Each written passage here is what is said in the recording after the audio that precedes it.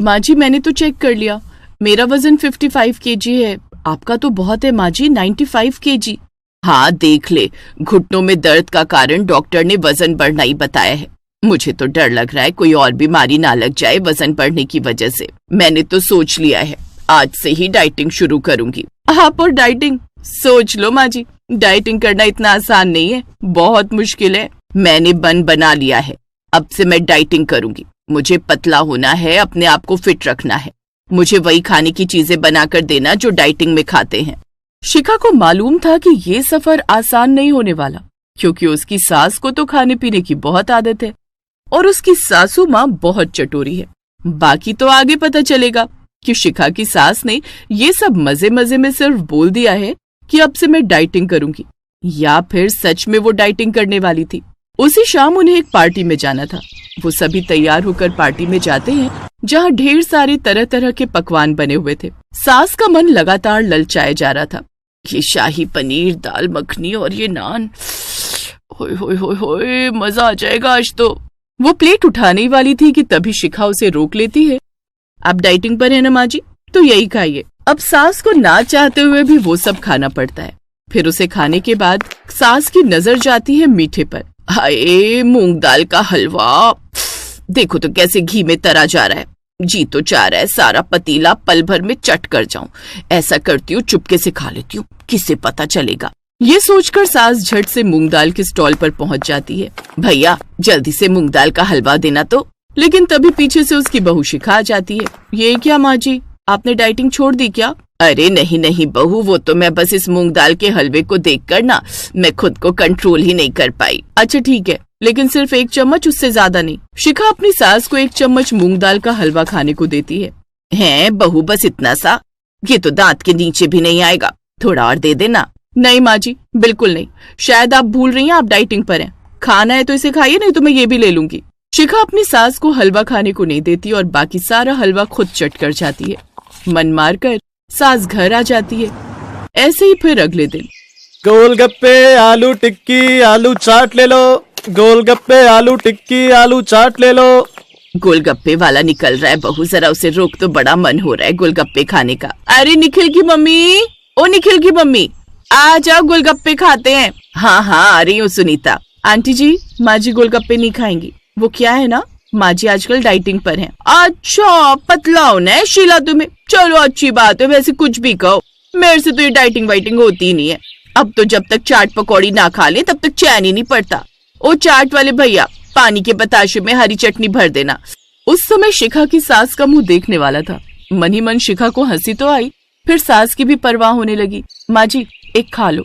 नहीं बहू, जीभ का क्या है, ये तो ललचाती ही रहती है।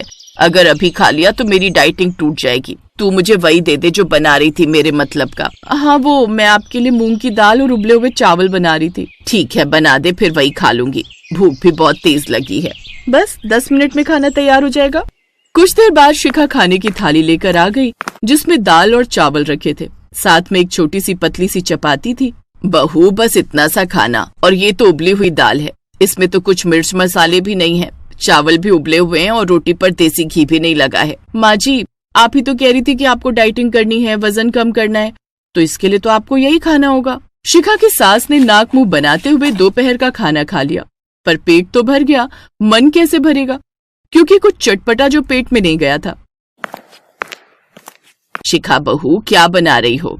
बहुत खुशबू आ रही है। वो निखिल जी और पापा जी का मन था आलू प्याज के पकौड़े खाने का, तो वही बना रही हूँ।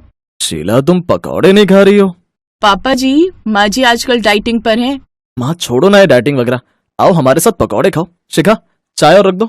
1-2 दे दे फिर।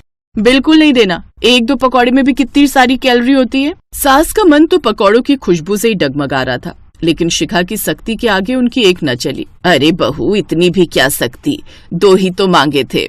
नहीं माँ जी, आपने खुद कहा था कि आपको डाइटिंग करनी है, तो बस अब उसी पर आपको टिके रहना होगा। सास की तो हालत पतली हो गई। दिन भर डाइटिंग करते हुए उनका दिमाग घूमने लगा। हे भगवान, ये कैसी सजा है। खाना खा तो रही हूँ पर मजा नहीं आ रहा। ऐसे वजन कम हुआ तो चेहरे की रौनक भी चली जाएगी।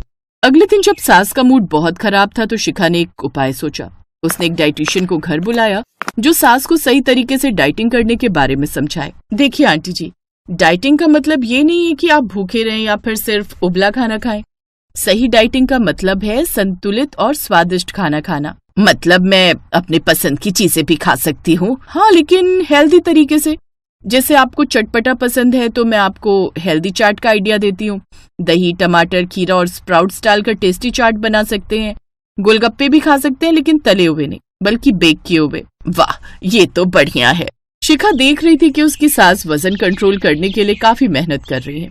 1 महीना बीत गया और सास ने डाइटिंग को अच्छे से फॉलो किया। उन्होंने 3 किलो वजन भी घटा लिया। एक दिन, पापा जी, समोसे जलेबी तो बड़े गरम गरम है। हाँ बहू, रामलाल हलवाई गरम गरम बना रहा है। आज तो समोसे जलेबी की पार्टी हो रही है। क्या बात है पापा, जलेबी तो बड़ी स्वाद है। शिखा की सास टेढ़ी नजरों से समोसे जलेबी की तरफ देख रही थी। तभी शिखा एक प्लेट में समोसे और जलेबी लेकर उनके पास आई। माँ जी, ये लीजिए। क्यों मजाक कर रही हो बहू? तुम्हें पता है ना आजकल मैं डाइटिंग पर हूँ, मैं ये सब नहीं खा सकती। हमेशा नहीं, पर हफ्ते में अब से 1 बार खा सकते हो। आज आपका चीट डे है, आज आप ये सब खाओ और मजे उड़ाओ। मतलब आज आप अपनी मनपसंद चीज खा सकती हैं, लेकिन लिमिट में। अरे वाह, तो क्या मैं आज अपनी पसंद का सब कुछ खा सकती हूँ? जी माँ जी, बिल्कुल खा सकते हो। वो दिन शिखा की सास के लिए किसी त्योहार से कम नहीं था। कुछ महीनों बाद शिखा की सास ने 8 किलो वजन कम कर लिया। घुटनों का दर्द भी थोड़ा कम हो गया। अब वो पहले से ज्यादा एक्टिव हो गई थी और सबसे अच्छी बात, अब उन्हें हेल्दी खाना भी टेस्टी लगने लगा था। शिखा, मैं तुझसे नाराज थी, लेकिन तूने मेरी जिंदगी बदल दी। अब मैं भी अपने खान पान पर ध्यान दूंगी और अपनी सहेलियों को भी हेल्दी खाने के लिए प्रेरित करूंगी। माँ जी, अब आप खुद डाइटिशियन बन गई हैं। इस तरह सास ने न सिर्फ डाइटिंग की, बल्कि एक हेल्दी लाइफस्टाइल भी अपना ली और अब वे अपने गोलगप्पे भी गिल्ट फ्री एंजॉय करती थी, बस चीट डे पर।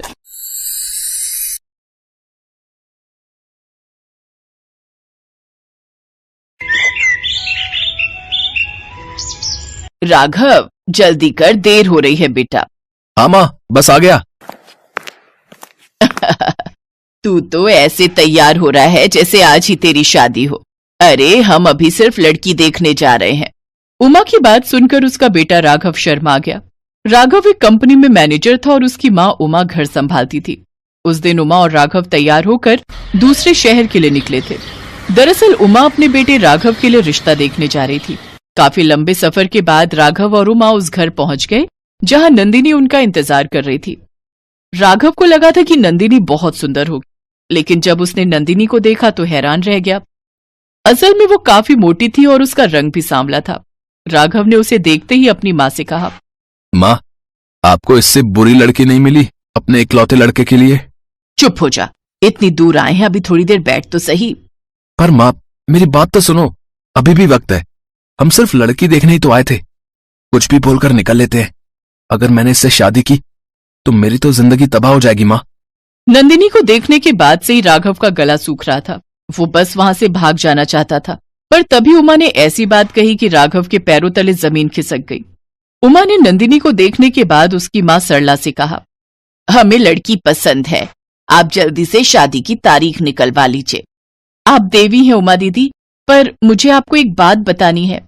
नहीं, मुझे कुछ नहीं जानना और ना ही कुछ सुनना है। आप बस शादी की तारीख निकलवाइए। इतना कहकर उमा वहां से उठी।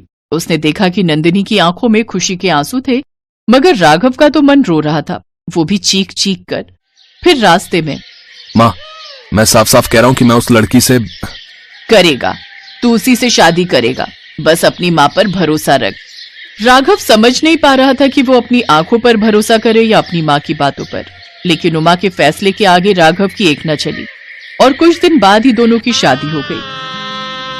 नंदिनी बहू बनकर उमा के घर आ गई।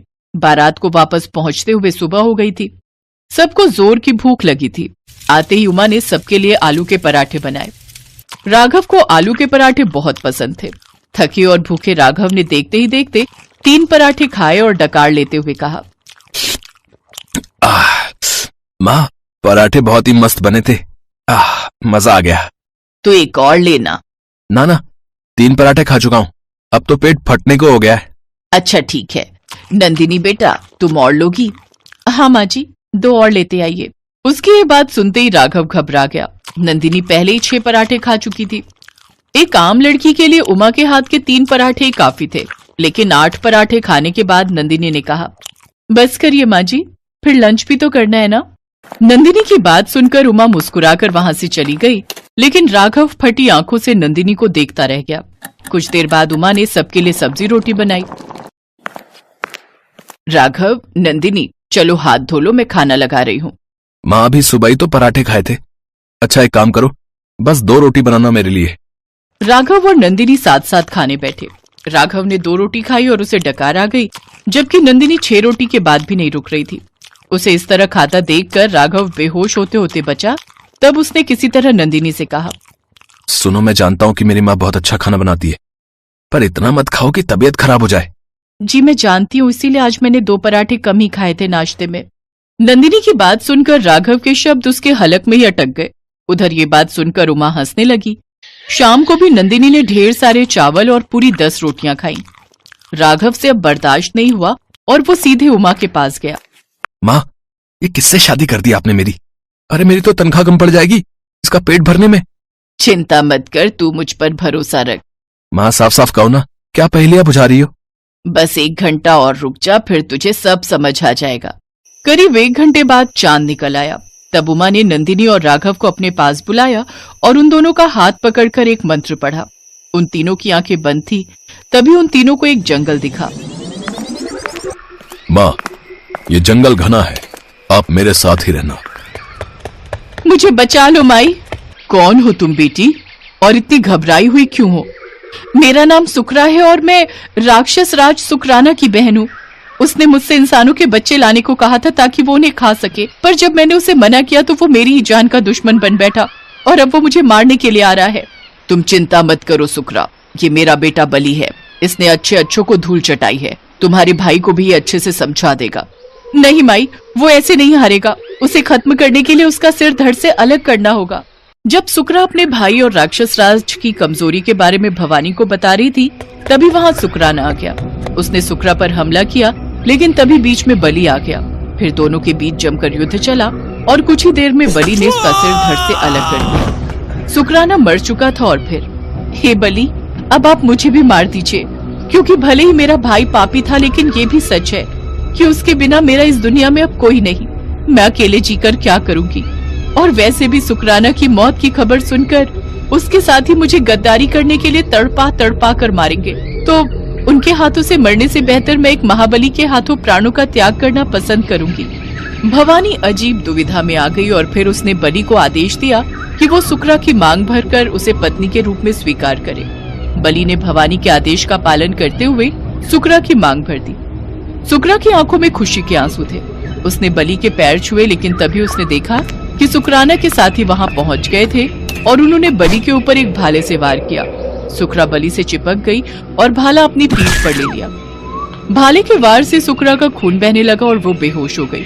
अब तो बलि के गुस्से का पारा 7वें आसमान पर जा पहुंचा। उसने सुकराना के एक एक साथी को मार डाला। उधर बलि ने सुकरा का सिर अपने हाथों में लिया। नहीं सुकरा, तुम ऐसे नहीं जा सकती। आंखें खोल बेटी, सब ठीक हो जाएगा। नहीं माई, अब मैं नहीं बचूंगी। पर मुझे इस बात की खुशी है कि मैंने अपने स्वामी के प्राणों की रक्षा करते हुए अपने प्राण गंवाए। माई, मुझे माफ कर देना कि मैं आपकी सेवा नहीं कर पाई।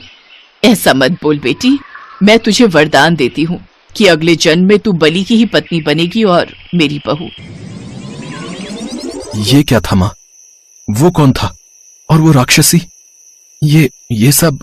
बेटा, वो बलि तू है और मैं भवानी और नंदिनी, यही सुकरा है। उस जन्म में मेरा दिया हुआ वरदान पूरा हुआ। नंदिनी बेटा, अब तुम अपना हाथ इधर दो और भूल जाओ कि तुम एक राक्षसी हो। भगवान भोले को याद करो और इंसानी काया धारण करो।